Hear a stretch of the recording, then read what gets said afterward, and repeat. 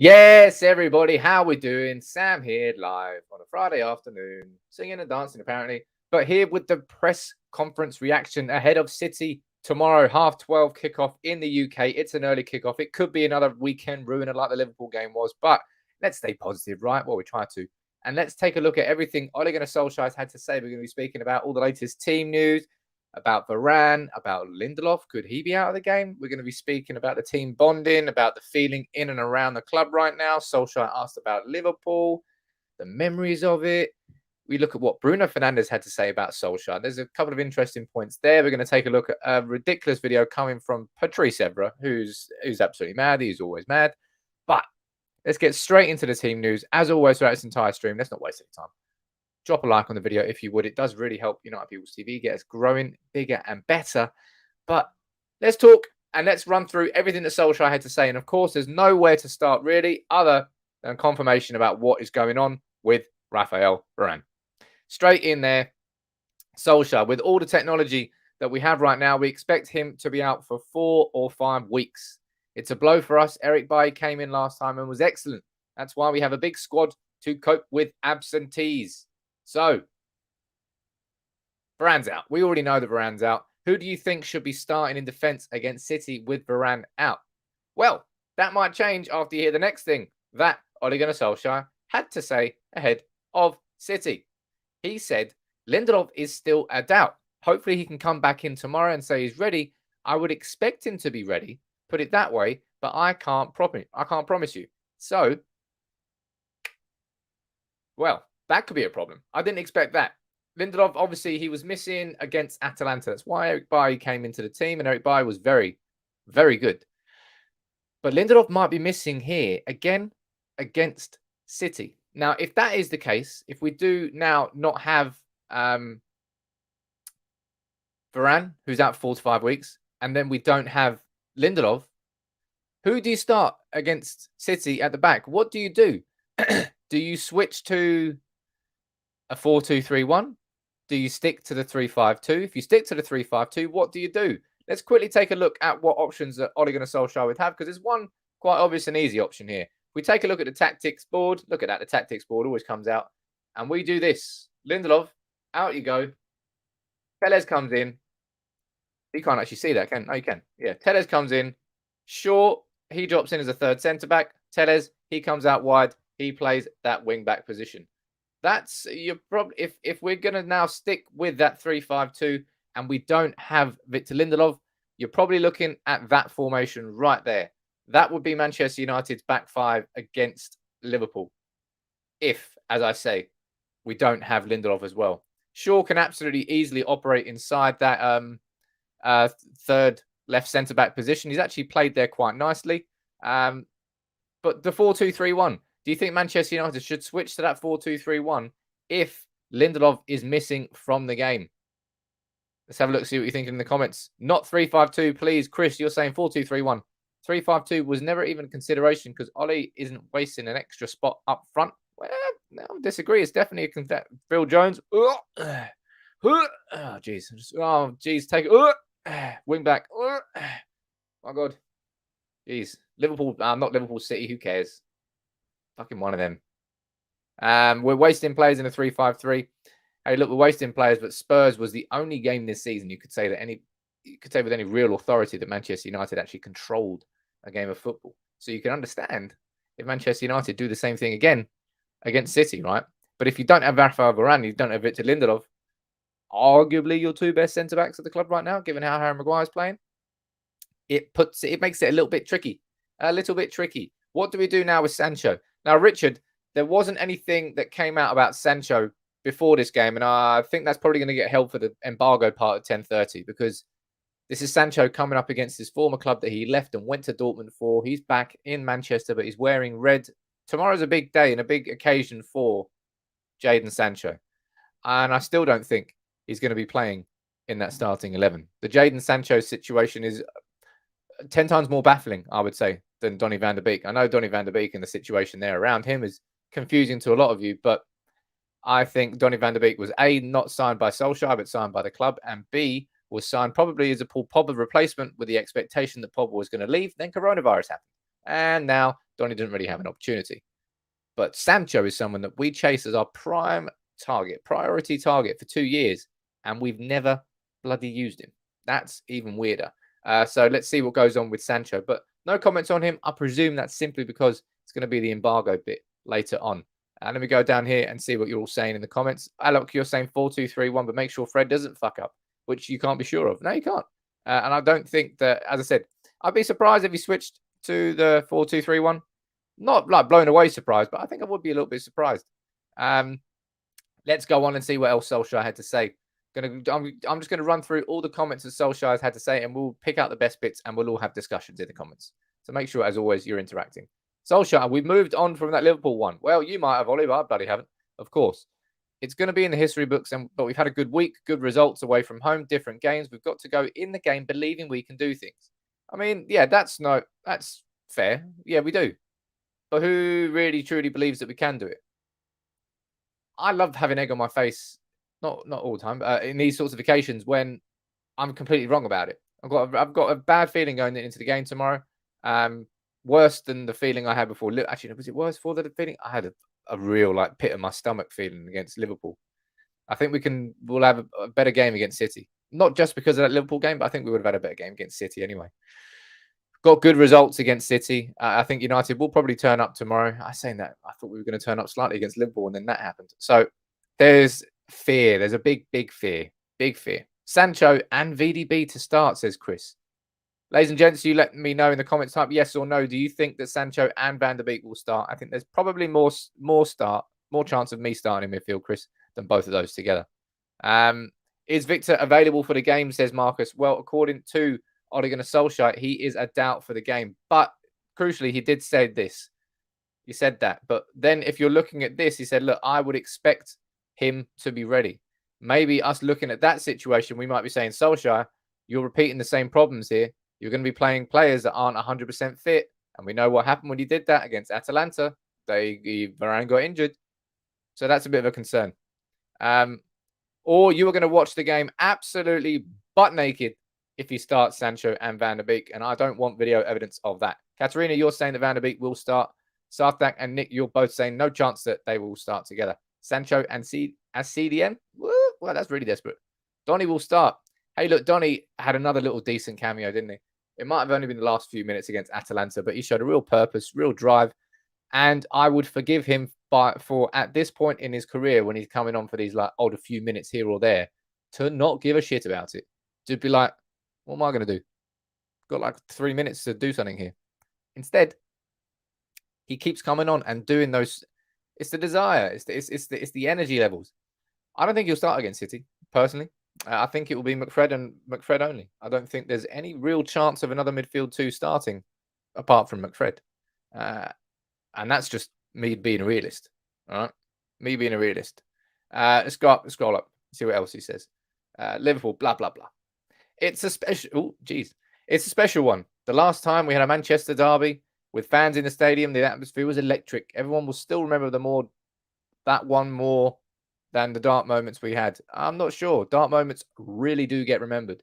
And I'm not sure how long it's going to take me to get that 5-0 out of my head, because it took me a goddamn long time to put that 6-1 to bed. And now you're giving me 5-0. Thank you very much for that, Solskjaer. When McTominay scored that goal in extra time against City, it was a special moment. Yeah, it was. Wasn't a winner. We already won it up, I believe. One-off game, have to start on the front foot ready, because a lot depends on who gets on the front foot. Geez, Solskjaer loves talking the talk, doesn't he? Because, yeah, we do need to start on the front foot. And, yeah, I've said that in every bloody pre-match show on United Legacy Arms. Every single time. I said it's so important for United to get on the front foot. And we just haven't. I still don't know. If anybody knows off the top of their head, the last time we scored a goal in the first 15, 20 minutes of a game, I can't remember. I really can't remember. And maybe I'm just being foolish and I can't really remember. And maybe we actually have, but we just do not start games fast under Solskjaer. That's really rarely happened. If as much as I wish we did, and I wish we would. I don't think we have. Scroll up here. What is he saying? Solskjaer was asked about the team meeting that happened yesterday. This is what he said. He said the team is very close together and they know they need each other. It's team bonding and the team spirit is important. We've got a great canteen up here, but they're probably fed up with Mike's food. um, that's a nothing sentence. I'm not surprised. Some people might look at that. Oh, the team bonding is a bit of a last gasp, bit of desperation, but maybe they do team lunches more often than not, and it was just reported on that day. Couple comments here flying in. Update on Chong. I believe Chong has just undergone surgery and will be out for about 4 to 5 months, which is a real shame because his loan spell was going pretty well as far as I know. Gareth, yeah, that's the last one that I can remember is Young Boys. First time we scored in the first 30 minutes of a game was Young Boys, and I can't remember any since then. I might be wrong, but I can't remember. United haven't got on the front foot since Fergie retired, says James. Well, we're having certain occasions, but not as a football club, not in a sustained bit of front footage. We've always done 1 step forward, 2 steps back, 2 steps forward, 3 steps back. That's what United have done in terms of the front foot. Chris, you're saying we have every chance to win or draw because City doesn't have a striker this season. But I wish we had a defender ourselves. This will be a tough call. This will be one of those games, Chris, that could quite literally go any direction. Manchester United could quite easily win tomorrow against Man City. But at the same time, we could have our asses handed to us. And that the highs of tomorrow could be extremely high, but the lows could be extremely low. And the two different, that's the fear. When with the likes of City or Chelsea or Liverpool going into games that you kind of know what you're going to get. And the extremities between the highs and lows aren't as big as what Manchester United's are. That's for sure. Richie's feeling in a bit of a chipper mood, saying, like, mate, come on, Richie. It's Friday. Be happy. Come on, Richie. There you go, Richie. Not negative. Got my thumbs up. I'm smiling. Rashford must come off from the bench rather than starting, says Philip. And you say, play Sancho and bench Maguire. Maguire is not going to be benched. Maguire will not be benched. Simple as that. I think if Maguire was going to be benched, he would have been benched by now. And the fact that we've got Varane out injured and Lindelof out injured, I think you can pretty much bet $1 million on the fact that Maguire is going to start that game tomorrow. Let's go here and let's continue seeing what Solskjaer had to say. He was speaking about Cristiano, the king himself. He said, Ronaldo is one of the best players that's ever walked this planet. And his impact on and off the pitch has been absolutely immense. The way he conducts himself, how people can see that as a negative, I can't see that one.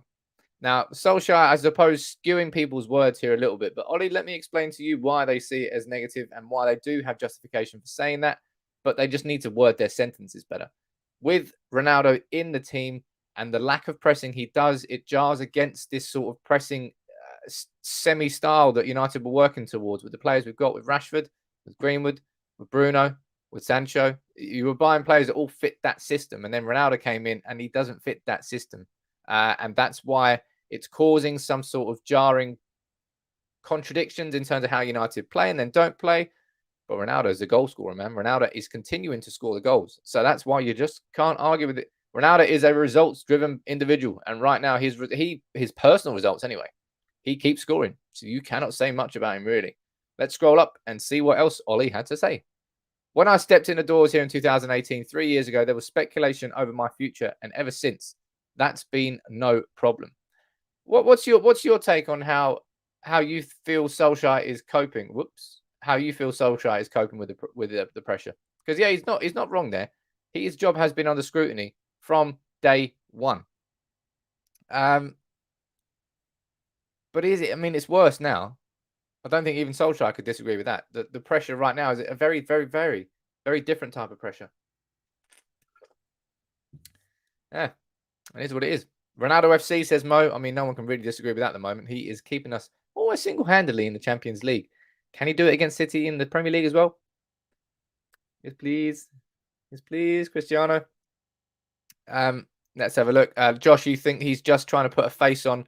Ollie will take it to heart, I imagine. He's done very, very well, if I'm being honest, in terms of how he copes with that. And as I said, you can disagree with his managerial style, how he conducts himself. But Jose Mourinho was somebody who threw everybody under the bus and was a completely different type of manager to what Solskjaer is and has been and will always be. And he's very much a reserved guy, keeps himself to himself, not really inflammatory, not really, doesn't really clash with people. He's quite passive in that sense. And you can't really be massively pissed off at how Mourinho how Mourinho was. And then at the same time, be massively pissed off at how Solskjaer was because they're such different characters. Let's go up here. Some outlets say Ole has been protected by the media, mostly his former teammates, so not all of it has been scrutiny. There's certain parts of the media that are protected. If you really want to try and say that, but mate, if you're the United manager, if you're a United player, you are going to get far more scrutiny than anybody else anywhere else. Simple as that. So I wouldn't really say that Solskjaer's being given too much protection overall in the media anyway. Anyway, that's what he said about Ronaldo. Let's scroll on up, see what he said. Moved on from Liverpool, blah, blah, blah. That was a boring one. On his record against Pep Guardiola, or Pep Guardiola as he's more commonly known, I'm not one to talk about what I've done. I've got great respect and admiration for Pep and what he's done. We've had some good results and tight games. So yeah, that's the thing about Ole Gunnar Solskjaer, right? Whether you want to talk about Klopp or Guardiola or Tuchel or Mourinho, there are plenty of occasions over a 90-minute period where Solskjaer has just come out on top, Pochettino, against the top level managers in the world. And Manchester United's record against City under Solskjaer is very good. I mean, it's not even slightly good. It's very good. So you have to take some sort of confidence into the game tomorrow because of that. Even if all of us are going into that game and going, you know what, we know that this could turn out into be an absolute catastrophe of a game. We know that it could end up like the Liverpool game again. Yeah, that's fair enough because everyone's got that voice at the back of their head. It just depends how loud it is for you in your head. And at the same time, you've got to go in with a little bit of confidence, man. You know, ultimately, the last two games have been decent results for Manchester United. A 3-0 was a result and a performance. And Atalanta, a draw away from home, keeps us top of the Champions League group with 2 games left. And now we've got Villarreal away. If we win, we're through. So that in itself was a good result as well. Not the best performance by any stretch of the imagination, but a good result that basically got flipped on that one goal at the end from Cristiano Ronaldo. What are you expecting going into it on Saturday? But from the team news from this press conference here, Varane is out for 4 to 5 weeks. We knew that. We expected that to be confirmed today, and it absolutely was. Then we've got Lindelof. So Lindelof is a doubt for tomorrow, but Ole Gunnar Solskjaer said that he expects him to play. So what I've done is taken a quick look at what that formation could look like, and it's quite a simple thing here. If we do stick to 3 at the back, it will be Luke Shaw dropping into a third left centre back position and Telles coming in as left wing back. And I actually think that would probably suit Luke Shaw. Luke Shaw's been pretty bang out of form so far this season, so I wouldn't mind it too much really if Luke Shaw was to drop back there into that position. I think I'd be fine with that. But if it's not that, we're going to see a switch to a 4-2-3-1. You're probably going to see Maguire and Bailly play as the 2 centre-backs with Shaw on the left and Wan-Bissaka on the right. And if that happens, then maybe you've got an opportunity to start Jadon Sancho on the right of the 3 behind Cristiano Ronaldo. But then would Ronaldo be a little bit more isolated? Different questions to ask when you're playing the 4-2-3-1 compared to the 5-3-2. It's the same with basically any formation in football. You're going to have a compromise somewhere. Now, with the compromising the 3-5-2, you might be compromising who your 3 centre-backs are, but you'd have potentially 7 players there. So you've got a bit more solidity and safety. You switch to the 4-2-3-1, you've got 1 less centre-back, which works because you haven't got Varane, you haven't got Lindelof potentially. But then you're going to have Freddie McTominay in midfield, and one of them doesn't. Paul Pogba is suspended. Questions. There's no formation which is perfect for United against City. There's no starting 11 which is perfect for United against City. There are problems everywhere. Janos, you're saying, mate, you will be fuming. Ollie ain't got the minerals to beat a big club. He's beaten PSG, he's beaten Liverpool, he's beaten City, he's beaten Chelsea, he's beaten Spurs under Poch. Solskjaer has got an excellent track record if you want to pull up the individual 90-minute performances we've done against the top managers in world football. He's not been able to find a sustained success and continuation through the games, but over a 90-minute period, United are always capable and have always been capable of Solskjaer of doing great things, of doing absolutely abysmal, horrendous things, and also of great things too. Nick saying he didn't answer the question if this game is key for his future as United manager. Says something that a bad loss is the end, I think. Performance over result. Nick, you've raised a really good point there. Ladies and gents, what's more important for Manchester United tomorrow? Is it a win at any cost? You know, one of those games where it's, I don't say it's 0-0. We're pegged back for the entire game. City are pummeling us. They hit the post twice. They're dominating us 20 shots to 4. And then Ronaldo pops up at the end and we get a 1-0 win. Or is it really important that Manchester United tomorrow actually exert a sort of dominance and confidence and swagger at Old Trafford? Is a win at all costs good enough to change the direction of the momentum with Ole Gunnar Solskjaer? Or is it simply a case that we have to put the performance in at the same time? Has it reached that point now? I'll head down to the comments here and see what you are thinking. Nick, you're saying wouldn't mind that either, to be fair. No, I wouldn't mind the last minute winner at all. And Luke, Luke, there you go. Luke is the winner of the shirt. Congratulations to you, Luke. I've already messaged you and I'll get your address and I'll send it to you, my friend. You're saying no matter what formation there is, United will have to sit back and go for the counter. They need the win, whatever the cost. So you're saying it's just the result that's important here. And you know what's mad, right? This blows my little teeny tiny mind. If Manchester United beat City tomorrow, we go level with them on points in the Premier League. We go level with City if we win tomorrow. Huh? What? That's the margins that we're still working at.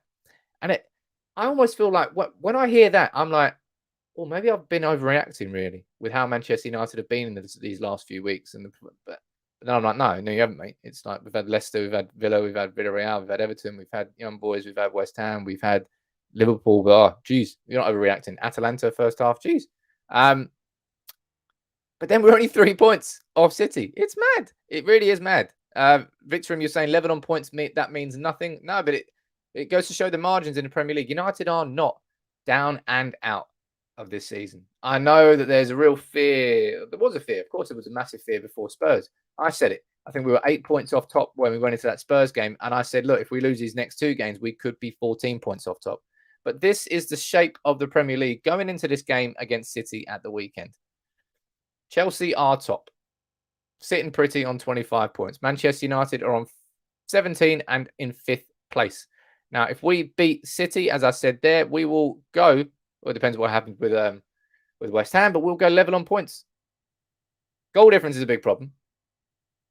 City have got a positive 14. We've got 4. Look at that. We've conceded 15 goals. My word. Who's conceded less than us? Brentford's conceded less than us. Southampton have conceded less than us. Burnley are in the relegation zone and have only conceded 1 more goal than us. That's bad. That is really bad.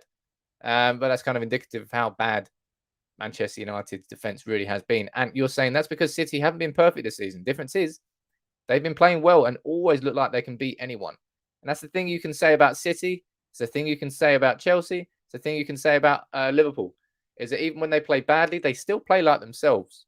They still always stick to their plan, stick to their style. And that's what Manchester United don't really do, if I'm being completely honest. Manchester United, from game to game, it doesn't matter how much you can try and prepare and expect for a match.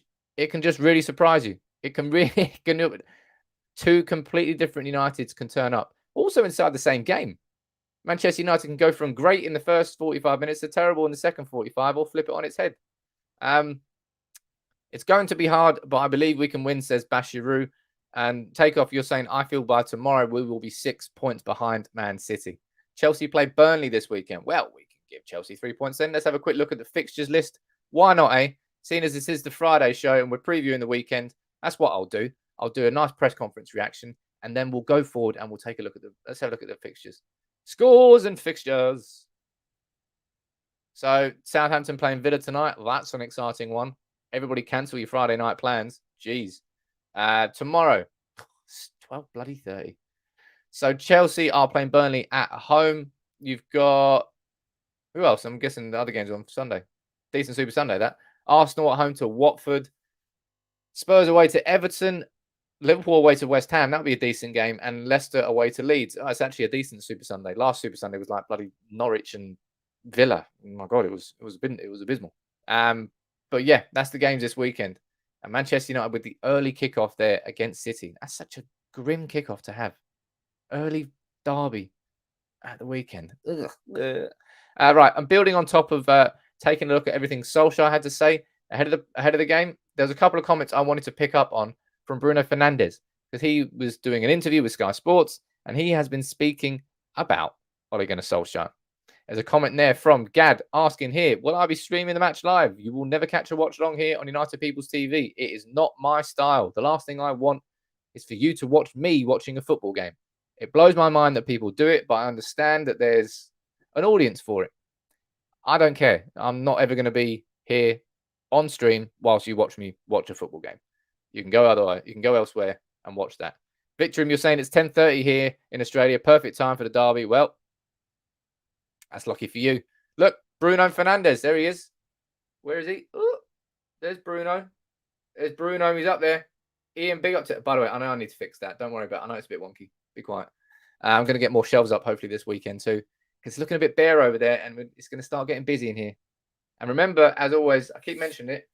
So, Luke, congratulations to you, buddy. You won the first Cristiano Ronaldo shirt. And this is the second one. So, the competition has restarted again this week. Open up to every single member here on the channel.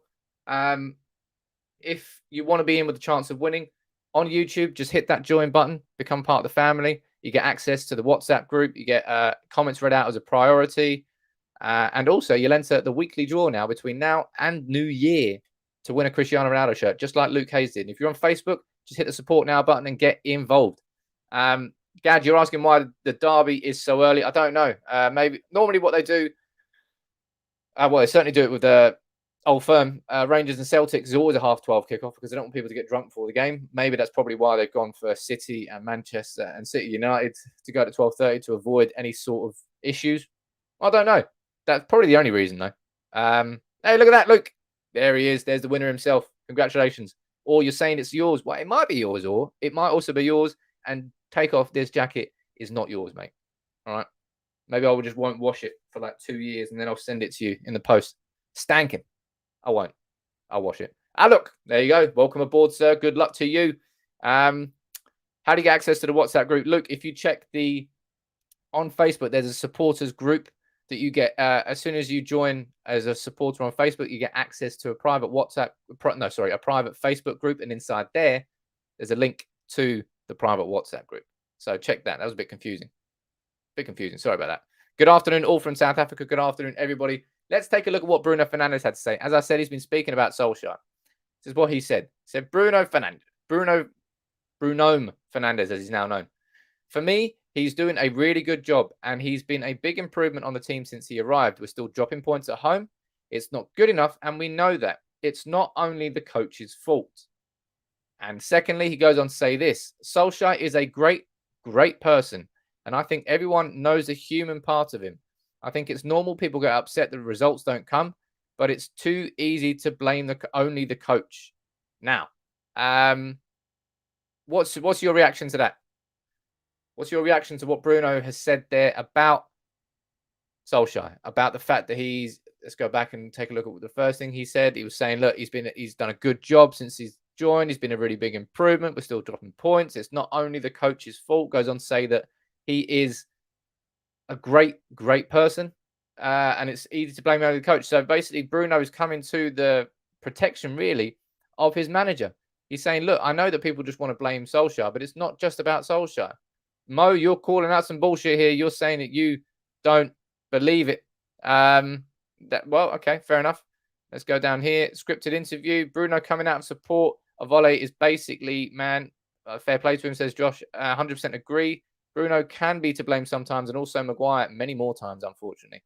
And Matt, you're saying, well said, Bruno. Granted, Ole's tactics haven't been great. It's once the whistle blows, it's up to the players to perform. It's a bit of both that. And that's always like the chicken or the egg argument here. Not surprised to see Bruno Fernandez come out and support him, because Bruno Fernandez has been one of the key players for Ole Gunnar Solskjaer. I think Donny van der Beek and Jadon Sancho might say something slightly different to him. Not that I'm trying to fuel the fire, but I'm just trying to give you a bit of context to those comments. But I think Bruno Fernandez is focusing on that. That's the bit that stuck out to me. Solskjaer is a great, great human person. And I think everyone knows the human part of him. And that's always what's jarred with United fans, because everybody knows Solskjaer is a great human. Everyone knows Solskjaer is a great person. And that's probably why we've afforded him so much time as fans, because we know that. We know that, yeah, he loves the club, Every decision he makes genuinely has the club's best interests at heart. He's not a manager driven by his own ego and his own decisions to simply help himself rather than the club, something that Mourinho could never associate with Manchester United. And I would probably say to a large degree, Van Gaal as well. Every manager has an ego. It's part of football. It's part of elite athletes. You have to have an ego to be at the very top.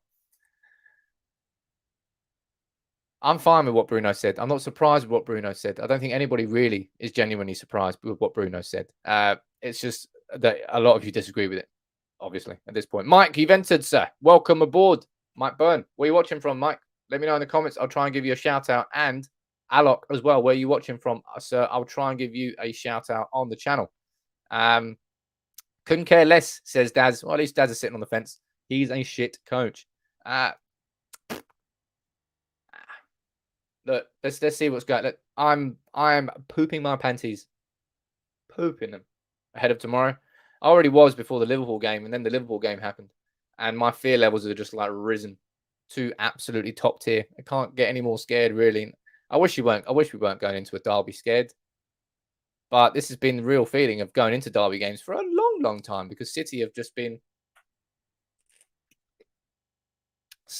very good. City have, yeah. Saying that, as I said, the last 4 derbies, we haven't lost. We've got a 2-0 win over City at Old Trafford. I think it was Martial scored the first goal. Scott McTominay came up with that winner when Ederson kicked it off the line straight to Scott. Hey, look, we've had some decent results. And even against the odds in those games, we've had decent results. So I can't rule Manchester United out from putting in a blinder of a performance tomorrow. And all of me hopes that is going to happen because the last thing I need is another one of those Liverpool games to ruin my weekend. Mike, you are 40 minutes from Old Trafford. You must be near where Ian lives then. Nice one for you. You going to the game? Big up to you if you're going to the game, my friend.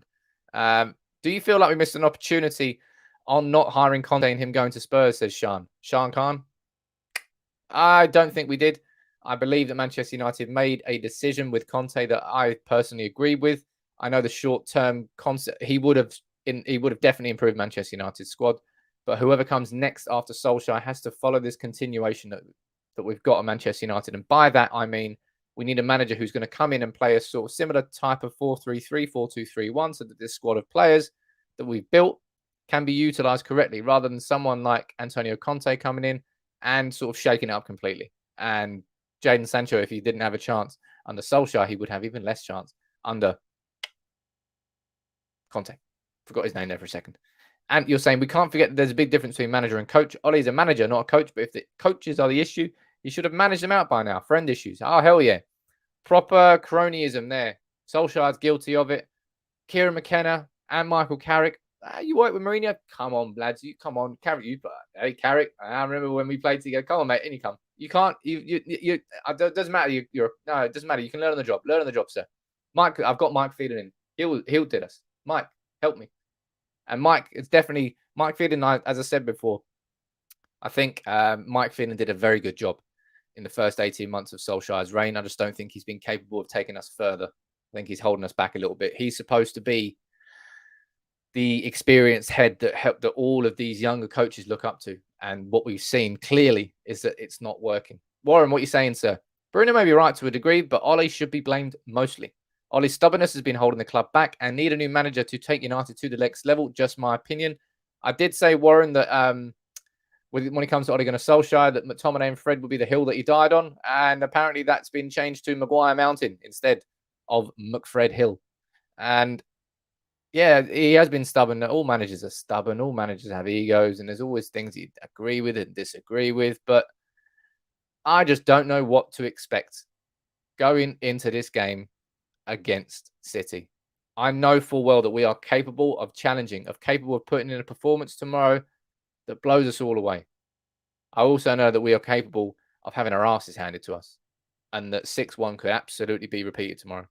Right? That's the fear, and that's why what fans like Warren, that's why a lot of United fans are worried and feel that Ole is to blame for a lot of it. And ultimately, it always falls at the feet of the manager. It always does, right? It doesn't matter how many arguments they have about the players not performing. As soon as the first whistle blows, that the players should be performing. Yes. But ultimately, the further back you go, it always points back to the manager. And it always will point back to Ole Gunnar Solskjaer. And we've got to do it here. We've got to do it against Liverpool. My word, we've got to do it against Liverpool. In something that's slightly more lighthearted, quickly before we move on, can we please just watch a video of Patrice Evra eating the grass at Old Trafford?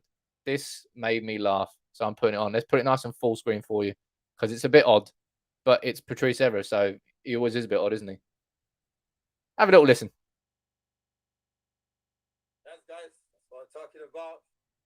Home, sweet home. Oh, what a stadium. What a stadium. This is high. And guys, you never believe me when I say I was eating grass.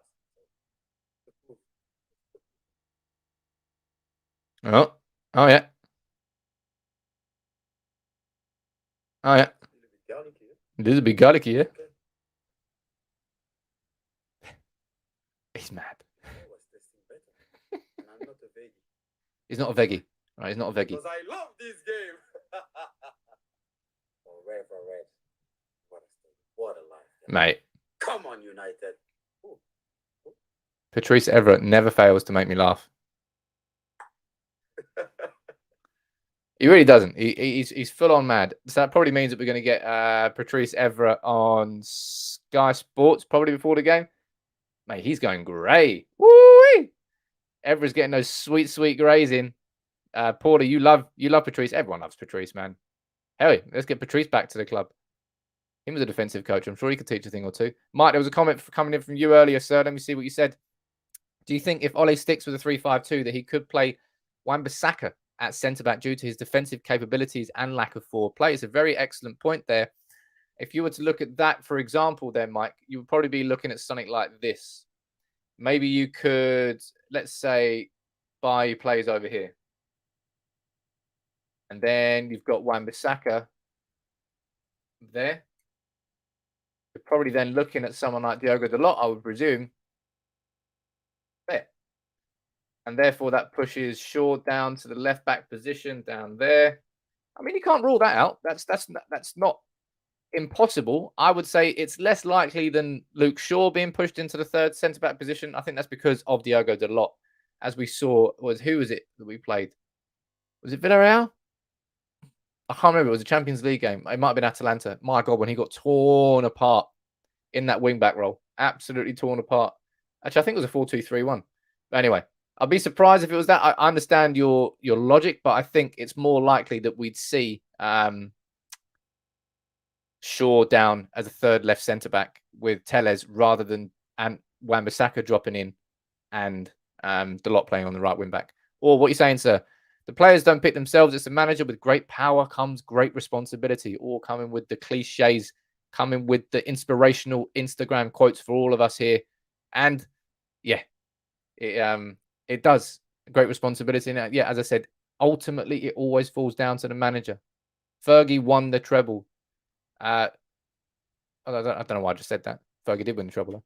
But when there's success, it's down to the manager. When there's failure, it's down to the manager. And the players are all involved in all of that, but ultimately it does fall down to the manager. Hassan, you're not going to watch the game tomorrow. I'm just going to watch Netflix and chill. I think you're lying. I'm going to call out bullshit on that one. Going to call out bullshit. Sancho, right wing back, says Josh. Remember when I was looking at the what Conte could potentially line United up if he came? I did put Sancho down as a right wing back as a bit of a curveball. And that could work, actually. Wan-Bissaka there. I mean, I'll be all about that. I'll be all about that. I mean, it's never, ever going to happen. But I'll be all about that because Sancho on the counter attack. Because when you're playing a 3-5-2, it's your wing backs who you really want to accelerate out of defense and give you the width. So someone like Sancho, that could work. Mike, that's exactly what you're saying there as well. Could Sancho work at right wing back? It certainly won't be. Certainly won't be Dalot. I don't think anyway. You can lead a horse to water, but you can't make it drink. I tell you what, says Ant. Everyone's coming out with the sort of quotes that you get in a Buddhist temple.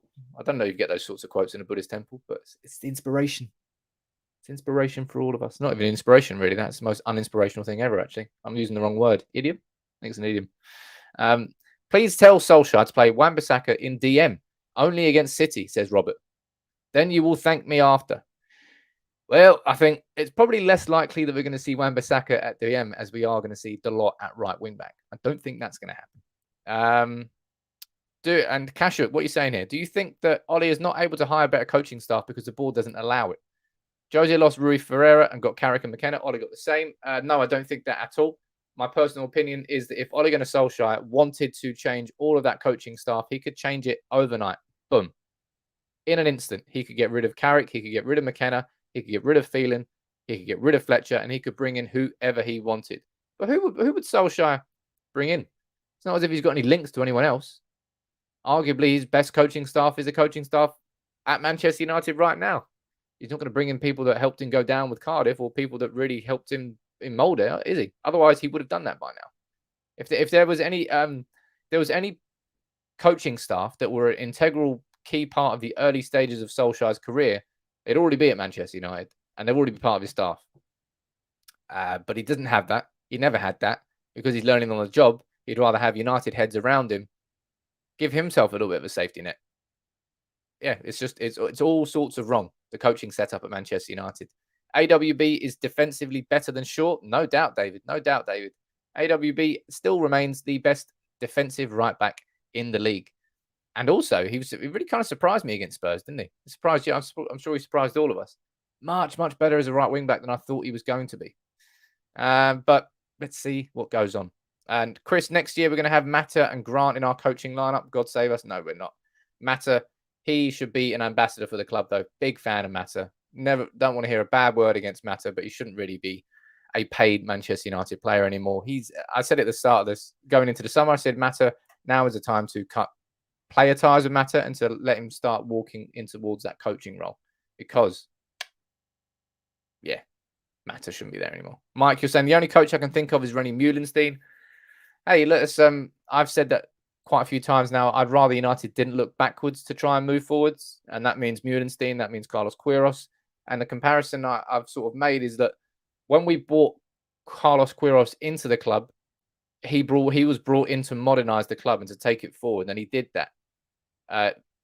Queiroz really helped United shift and move in a different direction. And that's what we need now with someone. We need to find a new version of Queiroz that isn't Queiroz. You know what I mean? Somebody like him who could come into the club and help modernize things that aren't modernized. Simple as that. Do I think that Ten Hag could really maximize the talent of this squad? Or Zidane, says Shankan. Yeah, of course they could. Any manager of any worth could come into this team, this squad, and make it overall better. But more like the more regular performances like we got against Spurs, rather than just like a flash. It was like a flash in the pan game, wasn't it? Considering what happened against Atalanta. And now we're going to see here against City whether it was truly a flash in the pan. What I'll do now is I'll give another 5 minutes. Everybody keep firing in your questions, keep firing in your super chats to support the channel. Why don't you join the likes of Aluk and Mike, who joined in as members today and have entered themselves into the draw for this week's Ronaldo shirt. Come on, enter it. Why not? Starting to go a bit crazy now. It's Friday after all. Going to go get a haircut so I'm nice and fresh when we lose 6-0 tomorrow. Yeah. We're not going to lose 6-0. That was a joke. Let's go down here. Renier is old school as Phelan. Don't think it's any better than we have, says ooh. But that is quite literally his username. Ooh. Wasn't me going mad. But yeah, as I said, I just don't think that going backwards to go forwards is the thing that United need to do. Sam, can you wear it for a week straight? I could technically wear it for a week straight. I don't think that's going to improve the value of it. I think, if anything, that's going to ruin it. We will beat City tomorrow, says Ant, in true United starting form, but we will lose or draw to Watford. The consistency of our inconsistency. Hey, look, you say you want to be consistent. Well, United are consistently inconsistent. Hard sentence to say. Imagine that after a few beers. Jeez. Do you think the squad has what it takes to possibly win the Champions League with the right manager? Tim, that's a good question there over on Facebook. I think that this team right now is absolutely capable of winning the Champions League. I'd say it's even capable under Solskjaer, simply because it's so Jekyll and Hyde. If the right one turns up in the Champions League games, knockouts with Ronaldo, you can't rule us out. I mean, you probably can against like Liverpool, City, Bayern, probably Real Madrid, but I wouldn't rule us out of that completely. Look, that's the reaction to the press conference. I enjoyed doing it. There's a little different crowd here in the afternoons. Hopefully these will get more popular, bigger, better, sexier. That's my fault. I'll work on that. But Solskjaer, to reconfirm all the quick roundup, he's confirmed that Varane's out for 4 to 5 weeks. We knew that. Lindelof is a doubt, but Solskjaer expects him to play. So maybe tomorrow against City, we're going to see a not 100% fit Victor Lindelof play, in the same sense that against Atalanta and maybe Spurs, we saw a not 100% fit Varane play. And basically, for the entire season, we've seen a not 100% fit Harry Maguire play. Concerned, very much concerned about that. And he spoke about, the cliche questions you get asked ahead of a derby. There's not really that much of importance. The key questions that he didn't get asked on that I wanted to hear from him were him really speaking about his future, about the City game and the impact that might have on it. He basically just brushed it all off and said, look, I've had it since day one and nothing's changed. And the one question that I didn't think was going to change, one question I did think that was going to be asked was Solskjaer getting asked about Sancho, which didn't get asked. So I imagine that's going to happen in the embargo press conference, which comes out at 80%. I'm losing my mind. I need to go. I need to leave. It's coming out at 10:30 tonight. Mike, you're asking, do I go to the game much? I paused my season ticket this year, Mike, in protest of the Glazers.